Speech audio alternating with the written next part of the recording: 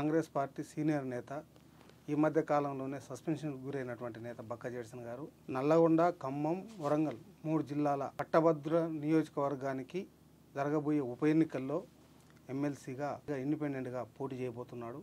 Congress party నుంచి వస్తుందని ఆశించినప్పటికీ Congress party నుంచి సస్పెన్షన్ గురైన తర్వాత స్వతంత్ర అభ్యర్థిగా పోటీ చేయాలని భావిస్తున్నటువంటి బక్కా జడ్సన్ గారితో మనం మాట్లాడదాం. ఎందుకు ఎన్నికల్లో గ్రాడ్యుయేట్ ఎన్నికల్లో ఎందుకు పోటీ చేయాలనుకుంటున్నాడు ఇండిపెండెంట్గా అనేది అడిగి తెలుసుకున్నాం. నమస్కారం అండి. నమస్కారం. మీరు చాలా సీనియర్ కాంగ్రెస్ పార్టీ నేత, నెల రోజులు కూడా కావడం లేదు, మీరు సస్పెన్షన్ గురయ్యారు. కారణాలు ఏవైనప్పటికీ కూడా ఇప్పుడు పట్టభద్ర నియోజకవర్గానికి జరగబోయే ఉప ఎన్నికల్లో అంటే పల్లా రాజేశ్వర రెడ్డి గారు అంతకుముందు దీనికి ఉండే, ఆయన ఎమ్మెల్యేగా ఎన్నికైన నేపథ్యంలో ఆ స్థానం ఖాళీ అయింది కాబట్టి దానికి జరగబోయే ఉప ఎన్నికల్లో మీరు బరిలో నిలబడతా ఉన్నారు. మీకు కాంగ్రెస్ పార్టీ సపోర్ట్ చేసే అవకాశం ఉందా? డెఫినెట్గా ఒకటి కాంగ్రెస్ పార్టీని బలపరిచే అభ్యర్థి అని కూడా నేను అనుకోవచ్చు. ఎందుకంటే నా ఐడియాలజీ అదే ఉంటుంది, ఇంకా సత్యదాకా అదే ఉంటుంది. అయితే రీసెంట్గా నాకు మొన్న పార్లమెంట్ వరకు కూడా నా దిక్కు చూసిండ్రు. మొన్న వరంగల్ టికెట్ కోసం కూడా బీజేపీ వాళ్ళు కూడా చాలామంది జాయిన్ అయిన వాళ్ళ పార్టీ అన్నారు. అలా ప్రముఖులు మాట్లాడినారు.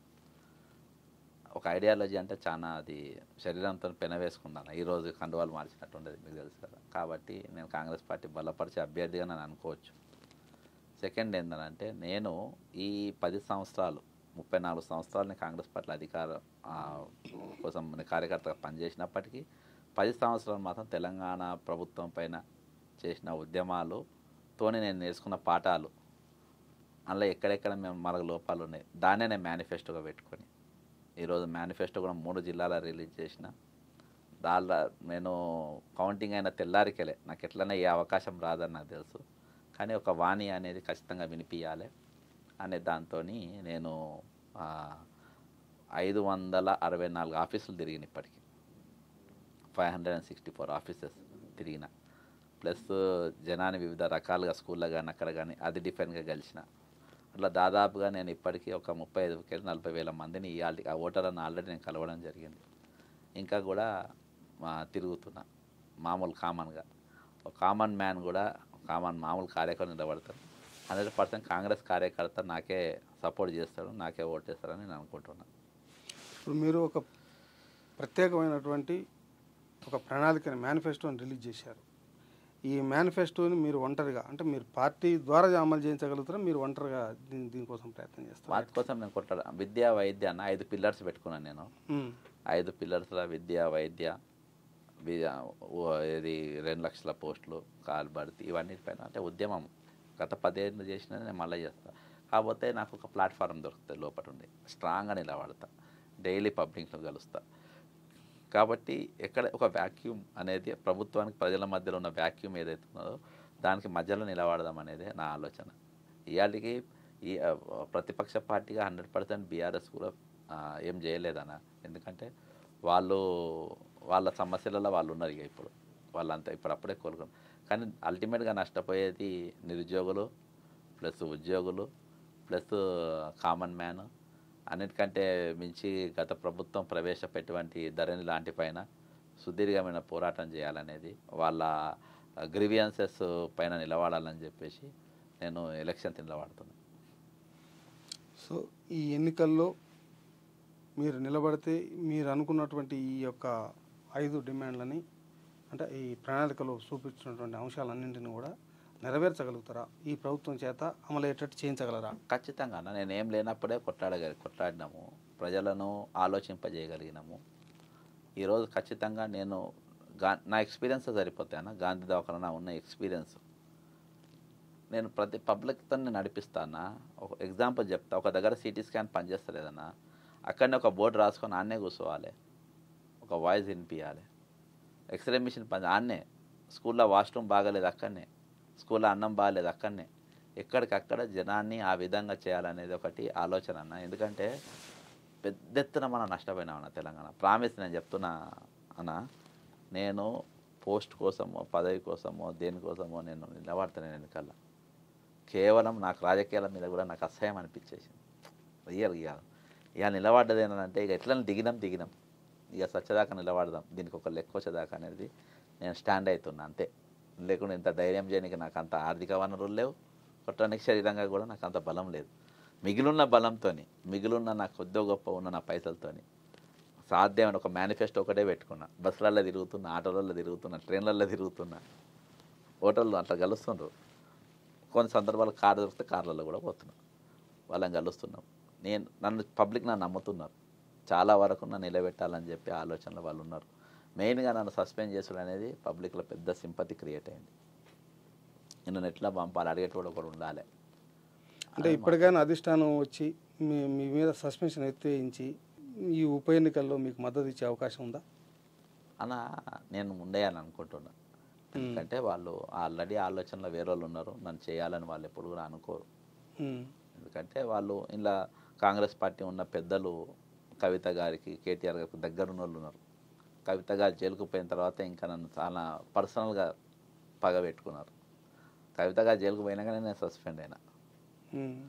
ఎందుకంటే ఆ విషయంలో డ్రాప్గా, అంటే ఆమె ఫామ్ హౌస్ కానీ అవి సర్వే నెంబర్లు ఫోటోలు బయట పెట్టినప్పుడు అవి డ్రాప్ కానప్పుడు నేను డ్రాప్ కాలే. అక్కడికి వెళ్ళి ఫైట్ మొదలైంది. అది జైలుకు పోయినాక ఇక తట్టుకోలేక వాళ్ళు, రీజన్ లేదన్న, నా సస్పెన్షన్కి రీజనే లేదు. రీజన్ లేకుండా సస్పెండ్ చేశారు. ఉన్నదే అడిగిన నేను, పాత దోపిడీ గురించి నేను ఇప్పుడు అడిగిన. కొత్తగా నేను ప్రభుత్వం మీద కొత్తగా నువ్వు ఇది చేసినామని నేను ఏమనలే. పాతవి మనం ఏవైతే పబ్లిక్ ఇబ్బంది పడ్డా అవి తీసేయమని అడిగినాం, ఆ అధికారులను మార్చమని అడిగినాం. అవి మార్చలే, నడుస్తుంది. దాని మీదనే వాళ్ళకు ఇది కోపం నా మీద, అంతే, వేరే ఏం లేదు. మీరు ఈ నల్గొండ, వరంగల్, ఖమ్మం నియోజకవర్గ ప్రజలకి, అంటే పట్టభద్రులకు మీరిచ్చే హామీ ఏంటిది? మీరు చేసే విజ్ఞప్తి ఏంటి? నేనేం చేయలేనన్న. వాళ్ళకేం నేను హామీ ఇవ్వలేను. నేను హామీలు కూడా నెరవేర్చే పరిస్థితి నేను లేను. వాటిపై నేను కొట్టాడుతా అంటున్నా. ముఖ్యంగా విద్యా, వైద్య కానీ ఎక్కడికక్కడ ఎప్పటికప్పుడు స్పందిస్తాను. మీ గ్రీవెన్సెస్ ఏమున్నా కానీ నేను తీసుకుపోతా అంటున్నా. ప్రభుత్వాన్ని మీకు ఒక మనిషి కావాలి కదా. ఇప్పుడు చచ్చిపోయినాక వచ్చి సావుకారిసి ఇచ్చేటోడు కాదు, బతుకున్నప్పుడే నేను కాపాడే ప్రయత్నం చేస్తాను. మనిషి చచ్చిపోకుండా నేను ప్రయత్నం చేస్తాను. ఇవాళ అదే కదన్నా. ఇవాళ ప్రశాంత్ అనే అబ్బాయి చచ్చిపోయినాక నువ్వు దవాఖానలో పడ్డా ముందే నువ్వు అది తీసుకుంటే బాగా చచ్చిపోయేటోడు కాదు కదా ఎమ్మెల్యే గారు. అక్కడ పోతే నువ్వు చచ్చిపోయినాక సావుకారిసీలు ఇచ్చినావు, దవాఖానలో పడ్డాక దవాఖాన ఫీజు కడతాను, అది కాదు కదా. ముందు ఏం చేయాలో, కాబట్టి ముందు చూపుతోనే ముందు ఏం చేయాలో అవి చేసే ప్రయత్నం. పబ్లిక్ గ్రీవెన్సెస్ ఇంపార్టెంట్ బాగున్నాయి. ఆ గ్రీవెన్సెస్ నేను తీసుకుంటాము. నేను అదే హామీ, నేను దాని మీదనే నిలబడుంటాను. మీరు ఇండిపెండెంట్గా పోటీ చేసి ప్రధాన రాజకీయ పార్టీల మీద గెలుస్తామనే భరోసా ఉందా అన్న? పబ్లిక్ గెలిపించుకుంటారని నేను అనుకుంటున్నాను. ఈరోజు పెద్ద కరెన్సీ లక్షల కోట్ల రూపాయలతో కేసీఆర్ ఎన్నికల బరిలో దిగిండు. మన అధికార బలం అన్ని రకాల బలాలతో దిగిండు. అయినా కానీ ప్రజలు కుసబెట్టాలనుకుంటారు, కుసబెట్టేసిండ్రు. చాలామంది ఇప్పటికి గిచ్చుకుంటారు మేము గెలిచినామా అని. కాబట్టి అట్లేముండదన్న. పబ్లిక్ వస్తాను నమ్మితే వాళ్ళు చేయాలనుకుంటే చేస్తారు. నేను చాలామంది గెలిచిన. నేను మొన్న ఒక గ్రౌండ్లో నా మేనిఫెస్టో పత్రాలు 1000 పంచిన. 1000లో ఒక్కటి కూడా ఒక్క ఫామ్ కింద వాళ్ళు నాతో పంచిన వాళ్ళు అదే పరిశ్రమ. ఇదివరకు వాళ్ళు తిరుమల పనిచేసిన వాళ్ళు, మంచి కెట్టోళ్ళు, మన కమిట్మెంట్ నమ్మి మన ఎంబడి ఉన్నారు. వాళ్ళు అన్న ఫస్ట్ టైం అని ఒక్క ఫామ్ కూడా పడేయలేదు, ఇది రికార్డ్ గ్రౌండ్లో అని. 1000 ఫామ్స్ ఒక్క ఫామ్ రోడ్ మీద ఒక్క నా బ్రోచర్ కింద పడేయలే అన్న. అంటే దాంతో ఆహా ఏదో ఉన్నది, ఏదో నా ఆలోచన చేయాలి. నేను పిల్లర్స్ తీసుకున్నా కానీ డిఫరెంట్గా పబ్లిక్లో పోవడం కానీ, నేను కామన్ మ్యాన్ రేపటి దినానన్న వచ్చే రోజులల్లా దేవుని దేవల్ల అంటే దాదాపు ఇవాళ మనకు పెద్ద సంపాదన ఏం తెలుసా? నేను ఇంకోటి తెలంగాణ వనరుల రక్షణ సమితి అని కూడా ఒకటి పెట్టాను. ఇలా పెద్ద వనరులు తెలంగాణ కింద 30 లక్షల మంది విద్యార్థులు మనకు ఖాళీగా ఉన్నారు. అందరికీ మనం నౌకర్లు ఇవ్వలేమన్నా. నేను వాళ్ళ మీద నా ఫోకస్ పెద్ద ఎత్తున వాళ్ళతో ఉంటుంది. అంటే నాకు డైరెక్ట్ 30 లక్షల మంది లేకున్నా కానీ నా చైన్ 30 లక్షల మందికి రీచ్ ఉన్నది. నాకు 30 లక్షల మంది రీచ్లు ఉన్నా. 100% వాళ్ళు ఏ రంగంలో అయితే చేయగలుగుతారో ఆ రంగంలో నేను సుసైడ్స్కి వ్యతిరేకమన్నా. ఆ దిక్కుగా వాళ్ళు పోకుండా ఉండడానికి నేను ఇవాళకి నేను పిల్లలు ఎవరన్నా తీసుకుపోయి నా కొడుకుని డాక్టర్ని చేస్తా, నా కొడుకుని ఇంజనీర్ని చేస్తా, నా కొడుకుని ఇన్లేస్తాను, నేను దాన్ని ఒప్పుకోను. నువ్వు ఆయన ఏమైతే నువ్వు అనలేయాలి కానీ అంటే వాళ్ళ మీద ఒత్తిడి పడకుండా నేను రెగ్యులర్గా వాళ్ళతో అశోక్ నగర్ కానీ సెంట్రల్ లైబ్రరీ కానీ డిబేట్ ఏదైనా అది పెద్ద విషయం. పిల్లలు సూసైడ్ చేసుకోకుండా మనం ఒక కౌన్సిలింగ్ ఇవ్వడం అనేది ఒక పెద్ద. నేను రెగ్యులర్గా పోయి కూర్చుంటానా, రెగ్యులర్గా నేను వాళ్ళతో డిబేట్ చేస్తూ ఉంటా. రెగ్యులర్గా నేను నా ఫోన్ నెంబర్ ఇస్తా, ఎన్ని ఫోన్లు వచ్చిన తర్వాత కూర్చొని వాళ్ళ ఫోన్లు చేస్తా. నేను వాళ్ళ గ్రీవెన్స్ నేను రేపు మన పెద్ద సంపాదన అది, మన వనరులు అది. తెలంగాణ వనరులు ఏందనంటే 30 లక్షల మంది ఈరోజు విద్యార్థులు డిగ్రీ పాస్ అయిన వాళ్ళనా, డిగ్రీ పాస్ అయిన వాళ్ళు ఉన్నారు. కాబట్టి వాళ్ళను మెయిన్ స్ట్రీమ్ సొసైటీ మెయిన్ స్ట్రీమ్లో వాళ్ళ పాత్ర ఏ విధంగా ఉండాలనేది నా టాప్ మోస్ట్ ప్రియారిటీ ఉంటుంది. హెల్త్, ఎడ్యుకేషన్, యూత్ని ఎంగేజ్ చేయడం, ఈ 3 కూడా ఖచ్చితంగా మేము చేస్తాం. Thank you sir. మన స్టూడియోకి వచ్చి ఎమ్మెల్సీ ఎన్నికల్లో ప్రభుత్వం లాగా నేను హామీలు చేయలేను, కానీ ప్రతి సమస్యను అడ్డా చేసి ప్రభుత్వం దగ్గర తీసుకెళ్తా. సచ్చిన తర్వాత పరామర్శించడం కాదు, చావు రాకుండానే నేను చూసే పద్ధతుల్లో ప్రజల్ని కాపాడుకోవడం కోసం నేను ప్రభుత్వం దగ్గరికి ఆ ప్రజలు ఎదుర్కొంటున్న సమస్యలను తీసుకెళ్ళి ముందుండి పోరాడతానని చెప్తున్నటువంటి జడ్సన్ గారి యొక్క ఆశయం నెరవేరాలని కోరుదాం. Thank you sir. Thank you.